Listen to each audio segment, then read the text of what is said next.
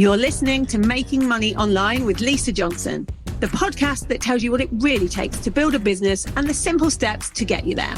I'm determined to share with you the reality of easy, simple business marketing tips to make passive income so that you can start making money online. I'm excited to tell you all about the Business Box run by my good friend Lauren. It's a subscription box for entrepreneurs packed full of goodies to help you be more productive, more organized, make more money, and look after yourself. Each month you get a business book, stationery, office supplies, and something that's to do with self-care. And best of all, it's all tax deductible. Plus, if you use the code LJPOD at checkout, you'll get an extra gift in your first box. So go check out the link in the show notes or go straight to thebusinessbox.co.uk now. Hello and welcome to this week's podcast. We're going to be talking a bit PR here, but also about how to go from expert to thought leader. In the last few weeks, I have realized that there are two types of people online that we listen to and that we read their social media posts. One is definitely the expert. You know, they're giving tips all the time. They are people that you come for because you know they're the expert at what you do. But then I've also realized that actually some are thought leaders. They're not just telling people what they do and what they can help you with. They are making you think differently. They are questioning the status quo. I think I've gradually kind of become this person without meaning to become this thought leader where people are now saying, you know, she has a different opinion. This is what Lisa believes. And it's really helped me in some ways with my status of people saying, well, I want to learn from her because she's a thought leader in the industry rather than an expert in the industry. And I thought it was really interesting. So I brought somebody in to talk about this who actually helps people go from expert to thought leaders on purpose. Who knew? So I'm here with Jenna Farmer. She's a PR strategist for the health and business industries. She's helped a lot of my clients actually with their PR. So I wanted to bring on someone that I know is really good at what they do. So welcome, Jenna, to the podcast. Hi, Lisa. Thanks so much for having me. No worries. Okay. I want to talk about this expert to thought leader piece. But first, I would love to go, because I love your story of how you started, because I often hear about PR and journalists and people say, well, you know, I got a job as a journalist or a PR person at the age of 18, and then I worked my way up. And that is not what happened to you. Tell us. So I had always wanted to work in the media industry, but I was from Birmingham and I didn't have any connections. And it sounds silly to say because obviously we're on an online landscape now, but back then, like everything was based in London. I didn't know anybody and I just couldn't see how I could do that. So I was working as a teacher and I was actually living abroad in China when I became really ill and I was diagnosed with Crohn's disease. And from that journey of like living in a different country away from home, I started a blog just to try and figure things out, like what was happening with my life and traveling with Crohn's and health. And when I came back to England a little bit later, that blog started to get some press coverage because there wasn't that many people writing about gut health and gluten-free back then. So I started to get this press coverage. I was in like the Daily Mail as their blog of the week and in the Guardian, and I really, really wanted to leave teaching at this point.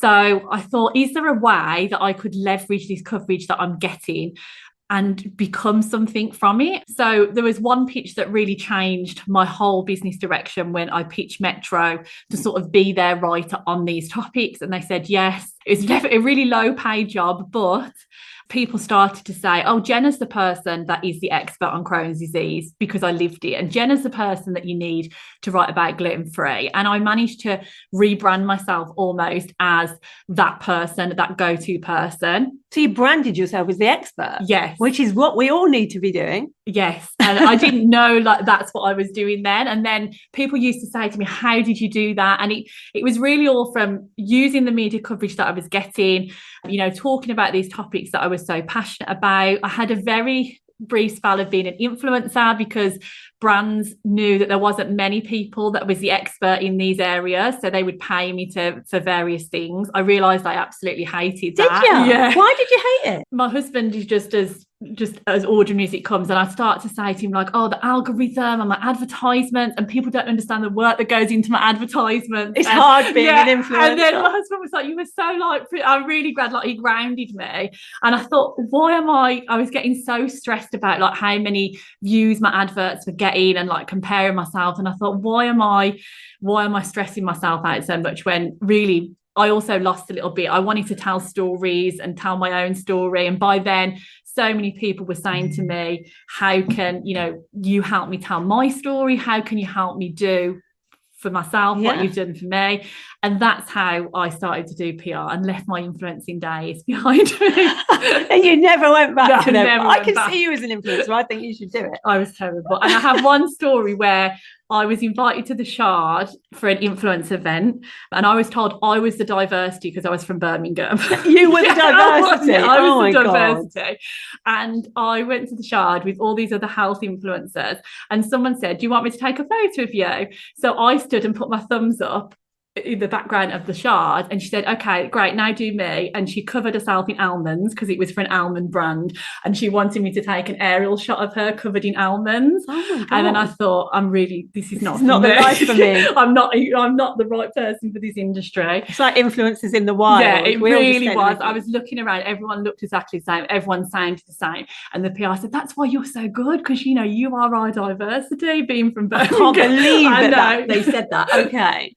All right. I love this because it means that you understand your client, because your client is somebody that wants to either be an expert or they're already an expert and they want to become that thought leader. How, when it comes to press, and I know you get people in the press all the time, what is different about if you want to become a thought leader?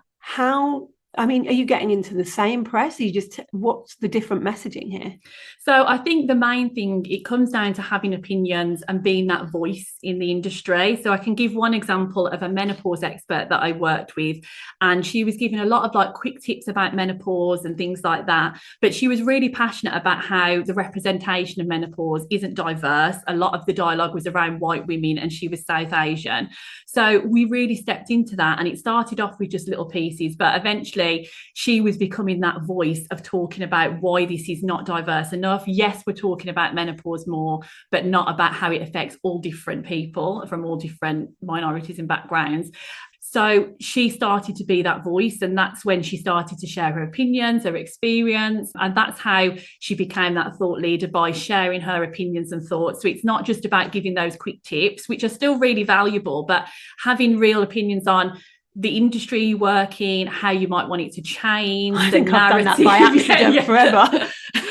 and being, almost driving the conversation rather than just adding little bits to the conversation. That's such a good way of putting it, because it's like, we need a different conversation on this. Yes. And you start that conversation. And it can apply to almost anything, because it could be from your lived experience, it could be from your business experience. It's changing that conversation, and it's that sort of coverage that leads to the things like that person was invited to go to Parliament, and then she became a face of a brand and things like that, because it's those things that people really remember, I think. Yeah, because there's lots of experts giving information about things, and actually people aren't looking for any more information anymore, because they know they can find it easily. They're looking for people that inspire them. They're looking for people that have an opinion on something that they can relate to or agree with. Yeah. How hard is it to get into the press talking about those kind of things? Because we often see people getting in the press for some random stuff, like, let's be honest.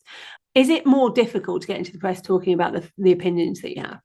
I think it all comes down to, so my background, having a blog first and things like that, I've always had a really good understanding of what drives traffic. And I think you have to realise that although journalists are passionate and interesting, at the end of the day, they need to make money from their traffic. So you're either going to get the traffic to the website in two ways, either from Google, which is where people might be Googling, like, how do I start this diet? How do I make my first £1,000? Or from social media, as you know, from your social media stuff. So if you've got something that is going to divide conversation, that is always a really easy win for the journalist, because they know that is going to drive the traffic. That's so true. Like, I've been writing I've got a column in Female, and it's all about, like, I'm the money expert. And the ones that do really well are the ones where I'm slightly more controversial.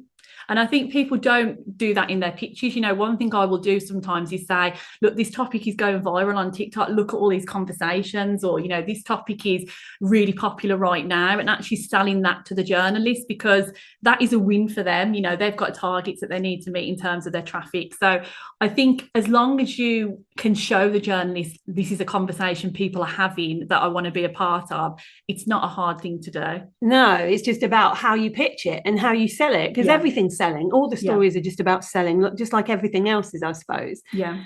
And I've had experiences before when I have been in newspapers with my story mainly, where it's been twisted a little bit by a journalist. It is the things I've said, but they've put it in such an order that it sounds a bit different. And the headline is always completely clickbaity and different to what it's really about. Is there any way that we can stop that happening? Like, with the people that work for you or work with you, how does that work when they work with you? Yeah. So I think if you are sharing like a quick tip, like, you know, 5 top tips for, then it wouldn't necessarily be necessary. But if you're talking anything about like your personal background or your opinions, you can absolutely ask for a read back, which is just where you go to a journalist and they will give you what they've written, especially if you're not writing the whole thing. So if you're speaking to a journalist on a phone or via email, then you can just say, you know, can I have a read back? I just want to check it before you go out. And almost everyone will accommodate with that. What do you think, having seen so much PR from your clients in the last few years, what do you think is the best way to leverage that PR when you get it? This is the thing. I've had some people that I've worked with that, you know, if they've been in Forbes, for example, they've then just thought, okay, I'm just going to sit back and that's just going to do all the work for me. And I think the biggest thing people don't do is they don't leverage the PR. So it's about using that. If you're storytelling with your PR anyway, it's using that on social media to storytell. So inviting them to have comments and discussions about the content that you've got, but also turning it into content that, you know, sharing it on your newsletter, sharing it on social media. I've seen people do things where they like run a promotion or something alongside the coverage, even running Facebook ads alongside them and things like that. So I think a lot of people just expect it to do the work, but you've got to use it for the prestige of your existing audience. Yeah. So it needs to be on your sales page, your about page. You need to ideally have a press page on your website that's like, this is where I've been featured. Journalists, if you want me, here I am. This is what I can talk about. But then as well, a lot of people, you know, they'll put a website link when the coverage, but the website doesn't actually sell to the person or it doesn't direct them. So I always recommend people almost draw a line and think, okay, here's my press coverage. Where do I want people to go first? Like onto a website or a Facebook group, and then what do I want them to do next? Like, what's the overall gain? It's so true. I mean, I was guilty of that in my second year. I got 4 pages in Forbes about my whole story, and I put it out once and said I'm in Forbes, and I did absolutely nothing else with it. I had like featured in Forbes on my website somewhere, but there was a lot more I could have done with it, and I'm a bit more savvy to that these days. You can't just expect it to do all the work for you. You have to almost milk every single piece of press coverage that you get. Yeah. I have a lot of clients that are worried about getting into the media because of the comments that people get. And, you know, I'm now used to them. Like I have now turned those comments into T-shirt slogans, the trolling comments, to make money for bullies out. What would you say to them if you had a client going into the Daily Mail, other than don't read the comments, which is what everyone told me, but I still can't help doing it? I think, again, it's about leveraging it. Like, you know, I've had some people that have been in those nationals before and shared with their audience and almost said, like, we're going to get some negative comments. Can we drown it out with positivity and things like that, which I really loved.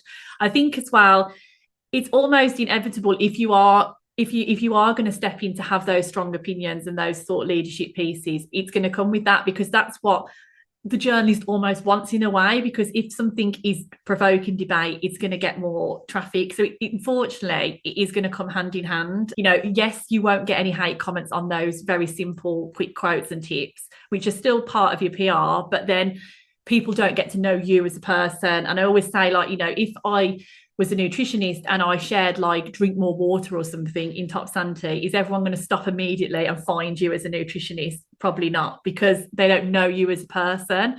So those thought leaderships, people get to know you as a person and who you are and your values and things like that.